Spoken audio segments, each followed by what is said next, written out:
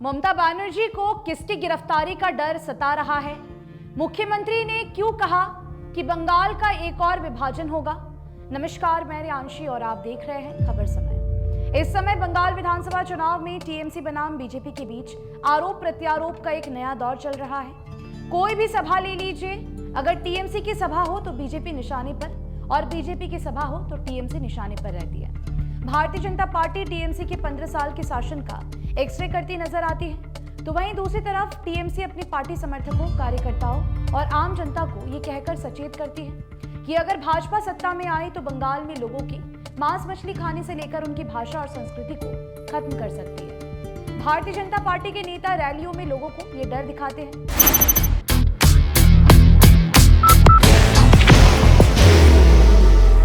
There will only be one insignia.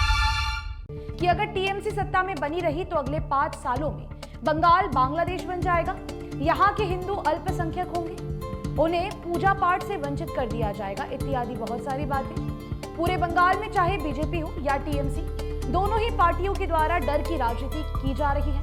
एक party जनता को डर महसूस कराती है तो दूसरी पार्टी भविष्य का डर दिखाती है। जनता समझ नहीं पा रही है कि कौन सा डर सही है और कौन सा डर गलत।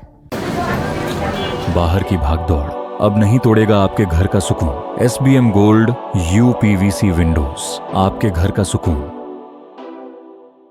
लोग कंफ्यूजन में हैं।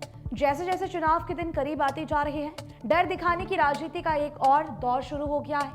आजकल पश्चिम बंगाल की मुख्यमंत्री ममता बनर्जी अपनी पार्टी के उम्मीदवारों को प्रचार करते हुए पार्टी नेताओं तथा कार्यकर्ताओं को सावधान कर रही है। मुख्यमंत्री कहती है कि उनके हाथ में फिलहाल कुछ नहीं है, चुनाव आयोग का शासन चल रहा है। ऐसे में पार्टी कार्यकर्ता सतर्क रहे, आने वाले कुछ दिनों में उनकी गिरफ्तारी भी हो सकती है। रैलियों में मुख्यमंत्री के निशाने पर सबसे पहले भाजपा नेतृत्व होता है। प्रधानमंत्री नरेंद्र मोदी के अलावा गृह मंत्री अमित शाह होते हैं। उसके बाद SIR को लेकर वो बोलती है। फिर मुख्य चुनाव आयुक्त और पश्चिम बंगाल के चुनाव आयुक्त मनोज अग्रवाल उनके निशाने पर होते हैं। ममता बनर्जी अपनी चुनावी सभाओं में कहती है कि बीजेपी उनके उम्मीदवारों को धमका सकती है, बंगाल को बांट सकती है, SIR घोटाले और वोटिंग में गड़बड़ी कर सकती है। इसीलिए लोगों को भी वो सावधान कर रही है। ममता बनर्जी ने तो यहाँ तक दावा कर दिया है कि कुछ ही दिनों में बीजेपी डिलिमिटेशन बिल भी ला सकती है। अपनी रैलियों में ममता बनर्जी कह रही है कि बीजेपी चुनाव के दिन चाय में नींद की दवाई मिलाकर लोगों का वोट चुरा सकती है। सुबह से शाम तक जनसभाओं और रैलियों में एक तरफ भाजपा के लिए टीएमसी निशाने पर रहती है, तो वहीं दूसरी तरफ भाजपा टीएमसी के निशाने पर। हालत तो यह है कि बंगाल में विकास की बात नेता नहीं करते, एक दूसरे दल की बुराई और आरोप प्रत्यारोप का सिलसिला यहाँ चल पड़ा है।